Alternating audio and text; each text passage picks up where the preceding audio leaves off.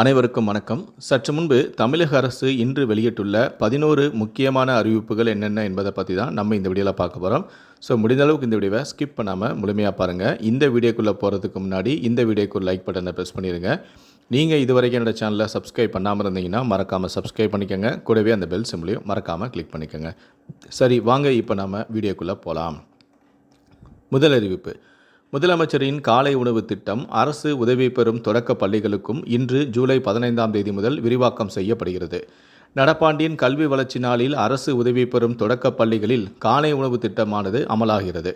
காமராஜரின் பிறந்தநாளான இன்று அரசு உதவி பெறும் பள்ளிகளில் இந்த திட்டத்தை முதலமைச்சரான மு.க.ஸ்டாலின் தொடங்கி வைக்கிறார்.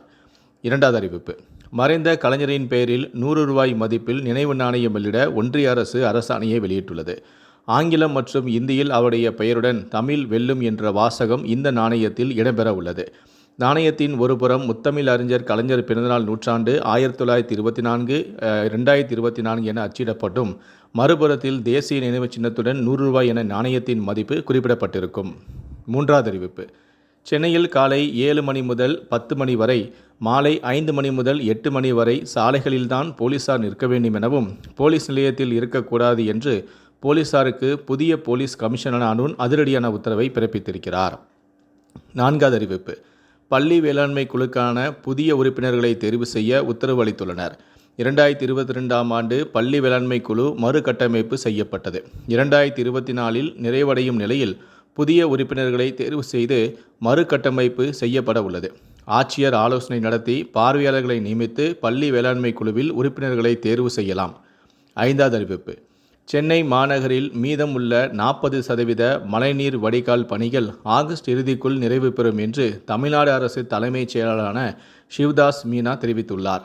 மேலும் பேசிய அவர், 568 கிலோமீட்டர் நீள மழைநீர் வடிகால் தூர்வாரும் பணியும் விரைவில் நிறைவு பெறும் எனவும், திடீர் மழை பெய்தாலும் தயார் நிலையில் இருக்க அனைத்து துறை அதிகாரிகளுக்கும் அறிவுறுத்தப்பட்டுள்ளது என்றும் அவர் கூறினார்.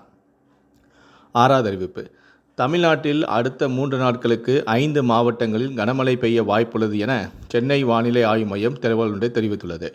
நீலகிரி, கோவை, திருப்பூர், தேனி, திண்டுக்கல் மாவட்டங்களில் ஓரிரு இடங்களில் 3 நாட்கள் கனமழை பெய்ய வாய்ப்புள்ளது எனவும் 7 முதல் 11 சென்டிமீட்டர் வரை மழை பெய்ய வாய்ப்புள்ளதாகவும் 5 மாவட்டங்களுக்கு மஞ்சள் எச்சரிக்கையும் கொடுக்கப்பட்டுள்ளது.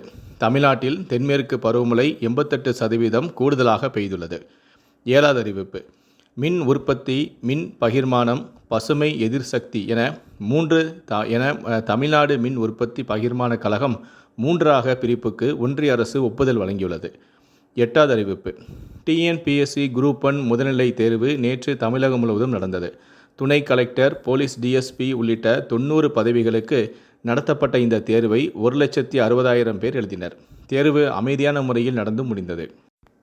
ஒன்பதாவது அறிவிப்பு: கடந்த 12ஆம் தேதி ஆனி மாதம் கடைசி முகூர்த்த நாள் என்பதாலும் ஆடி மாதம் பிறக்க இருப்பதாலும் 20,310 ஆவணங்கள் பதிவு செய்யப்பட்டு பதிவுத்துறை வரலாற்றிலேயே இதுவரை இல்லாத அளவுக்கு ஒரே நாளில் 224 கோடி ரூபாய்க்கு வருவாய் ஈட்டப்பட்டுள்ளது. 10வது அறிவிப்பு: பூவிருந்தவல்லி அருகே குந்தம்பாக்கத்தில் கட்டப்பட்டு வரும் புதிய பேருந்து நிலைய பணியானது 80% நிறைவடைந்துள்ளது. மக்களின் அடிப்படை தேவைக்காக இந்த பணிகள் தற்போது நடைபெற்று வருகிறது. மார்ச் மாதம் மக்கள் பயன்பாட்டிற்கு வரும் என அமைச்சரான சேகர்பாபு தகவல் ஒன்றை தெரிவித்துள்ளார். கடைசியாக 11வது அறிவிப்பு: பால் கொள்முதல் 8.5% வரை உயர்வு பெற்றுள்ளது.